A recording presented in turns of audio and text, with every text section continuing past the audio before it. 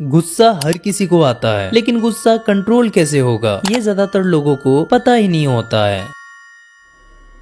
देखो YouTube पे तुम्हें इस टॉपिक के ऊपर काफी सारे वीडियोस मिल जाएंगे जहाँ पर तुम्हें बताते होंगे डीप ब्रेथ लो, 10 सेकंड तक काउंट करो, पॉजिटिव सोचो। पर क्या एक्चुअल में ये सोल्यूशन है? नहीं, ये टेम्पोररी हैक हैं जो रियल प्रॉब्लम को टच ही नहीं करते हैं। क्यों? क्योंकि गुस्सा कोई इमोशन नहीं है, गुस्सा एक रिएक्शन सिस्टम है और जब तक तुम उस सिस्टम को नहीं समझोगे तब तक तुम हर बार ट्रिगर होते रहोगे। इसीलिए आज की इस वीडियो में तुम्हें जानने को मिलेगा कैसे गुस्सा दिमाग में बनता है, कौन लोग सबसे ज्यादा डेंजरस एंगर कैरी करते हैं, क्यों कुछ लोग छोटी छोटी बातों पे भड़क जाते हैं और कैसे हम अपने गुस्से पर कंट्रोल कर सकते हैं।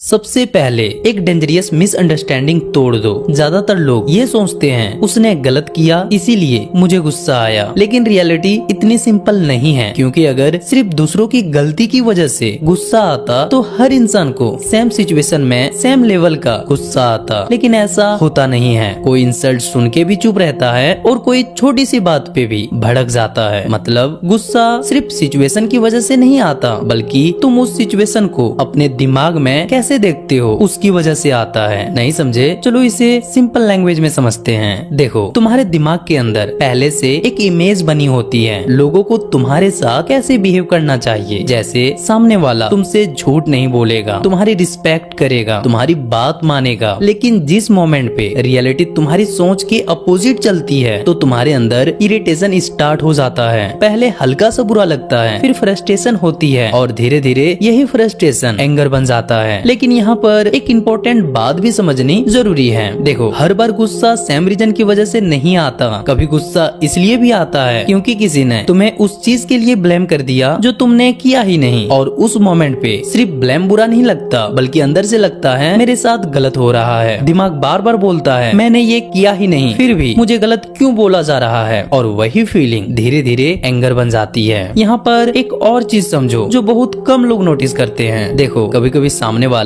हमें डायरेक्टली कुछ नहीं करता, फिर भी हमें गुस्सा आता है। जैसे कोई इंसान तुम्हारे सामने किसी को चीट कर रहा हो, कोई कमजोर इंसान को दबा रहा हो, या कोई ऐसा काम कर रहा हो जो तुम्हारी नजरों में गलत है और वो चीज देखकर तुम्हें गुस्सा आता है, जबकि वो तुम्हारे साथ कुछ भी नहीं कर रहा है, फिर भी तुम्हें गुस्सा आ रहा है। क्यों? इसे जरा ध्यान से समझना। देखो, उस मोमेंट पे गुस्सा सिर्फ उसके एक्शंस पे नहीं आता, बल्कि गुस्सा इस बात पे आता है कि तुम्हारे दिमाग में पहले से एक रूल बना होता है सही और गलत का, और जब कोई उस रूल के अपोजिट चलता है तो अंदर से रेजिस्टेंस पैदा होता है। दिमाग एक्सेप्ट नहीं कर पाता कि आखिर ये बंदा ऐसा कैसे कर सकता है, और वही रेजिस्टेंस गुस्से में बदल जाता है।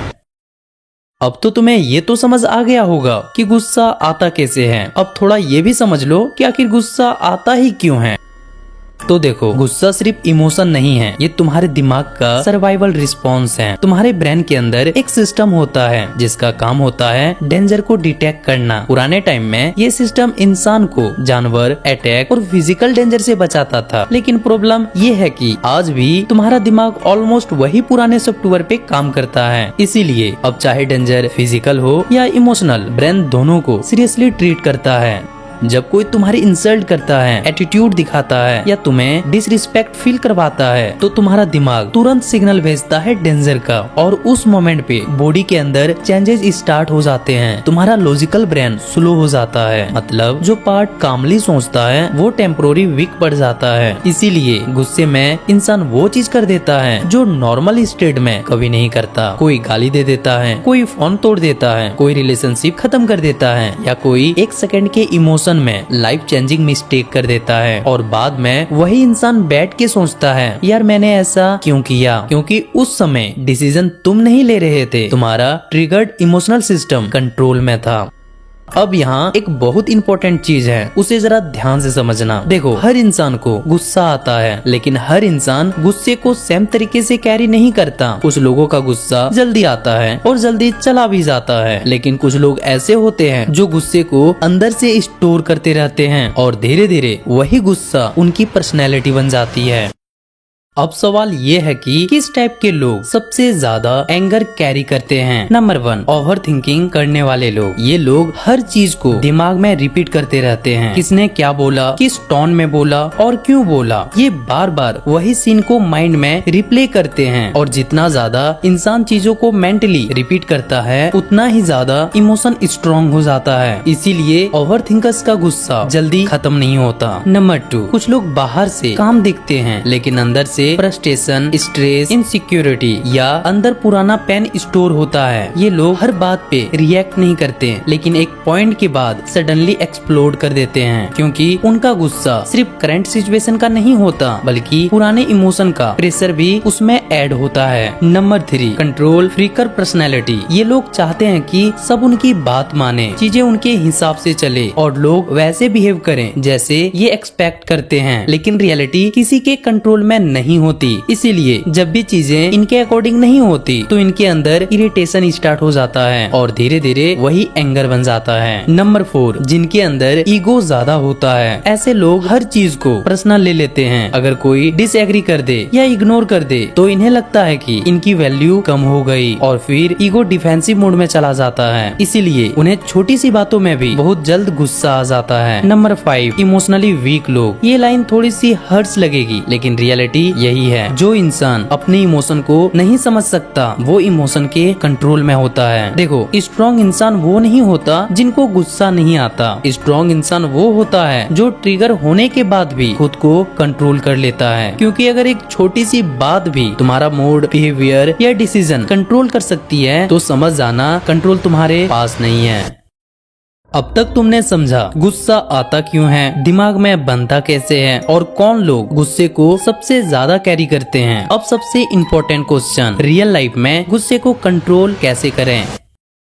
रूल नंबर 1, गुस्से के टाइम तुरंत रिएक्ट मत करो। ये सबसे पावरफुल रूल है, क्योंकि गुस्से का फर्स्ट रिएक्शन ऑलमोस्ट हमेशा इमोशनल होता है, लॉजिकल नहीं। उस मोमेंट पे तुम जीतना चाहते हो, प्रूफ करना चाहते हो या सामने वाले को हर्ट करना चाहते हो। इसीलिए गुस्से में लोग रिलेशनशिप तोड़ देते हैं, डिसरिस्पेक्ट कर देते हैं या कोई ऐसा काम कर देते हैं जिससे बाद में उन्हें खुद रिग्रेट होता है। क्यों? क्योंकि गुस्सा टेम्पोररी होता है लेकिन गुस्से में बोले गए वर्ड्स परमानेंट मेमोरी बन जाते हैं। इसीलिए जब भी गुस्सा आए तुरंत रिप्लाई मत दो, तुरंत डिसीजन मत लो और प्रूफ करने की कोशिश मत करो कि तुम सही हो, क्योंकि उस समय तुम्हारा दिमाग लॉजिकल मोड में नहीं होता, वो सिर्फ ईगो और इमोशन से चल रहा होता है।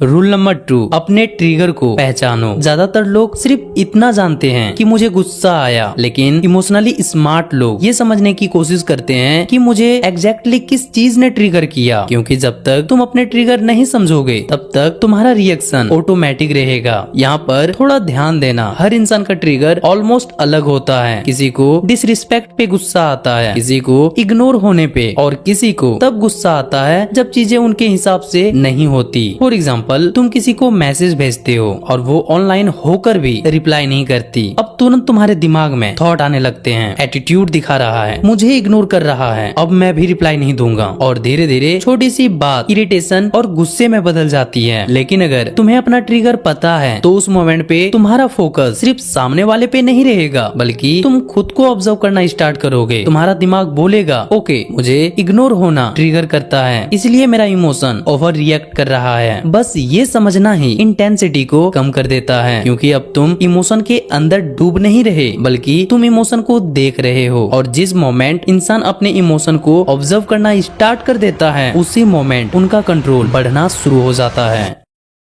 रूल नंबर 3, गुस्से के समय डिस्टेंस लो। बहुत लोग सोचते हैं कि गुस्से के समय वहाँ से चले जाना वीकनेस है, लेकिन रियलिटी इसका उल्टा है। कभी कभी डिस्टेंस लेना सेल्फ कंट्रोल होता है, क्योंकि गुस्से के समय वही इन्वायरमेंट, वही इंसान और वही कॉन्वर्सेशन इमोशन को और फ्यूल देता है। और जितनी देर तुम उस सिचुएशन में रुकते हो उतना तुम्हारा दिमाग और एग्रेसिव होता जाता है। इसीलिए उस मोमेंट पे थोड़ी देर चुप रहना, कॉन्वर्सेशन पॉज करना या वहाँ से थोड़ी देर के लिए निकल जाना, ये सब मैच्योर रिएक्शन होता है, क्योंकि ऐसी मोमेंट पे ईगो सिर्फ जीतना चाहता है और ईगो के साथ की गई कन्वर्सेशन अक्सर लड़ाई या रिग्रेट में खत्म होती है। कभी नोटिस करना, ज्यादातर फाइट एक सेंटेंस की वजह से नहीं होती बल्कि उसके बाद की गई एक्स्ट्रा सेंटेंस की वजह से होती है।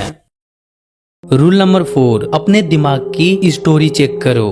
यहाँ पर थोड़ा ध्यान से समझना, क्योंकि यहाँ पर डीप साइकोलॉजी है। देखो, रियलिटी से ज्यादा तुम्हारा दिमाग उस रियलिटी का मतलब बनाता है। फॉर एग्जाम्पल, अगर किसी ने रिप्लाई लेट दिया तो एक इंसान सोचेगा बिजी होगा, दूसरा सोचेगा मुझे इग्नोर कर रहा है। सिचुएशन सेम थी लेकिन मीनिंग अलग है, और वही मीनिंग इमोशन क्रिएट करता है। इसीलिए कई बार प्रॉब्लम सिचुएशन नहीं होती, तुम्हारी मेंटल स्टोरी होती है। तो अगली बार जब भी गुस्सा आए तो खुद से पूछना, जो मैं सोच रहा हूँ क्या वो सच है या मेरा दिमाग बस एजप्शन लगा रहा है। ये सिंपल लगता है, लेकिन ये एक क्वेश्चन तुम्हारा आधा अननेसेसरी एंगर खत्म कर सकता है।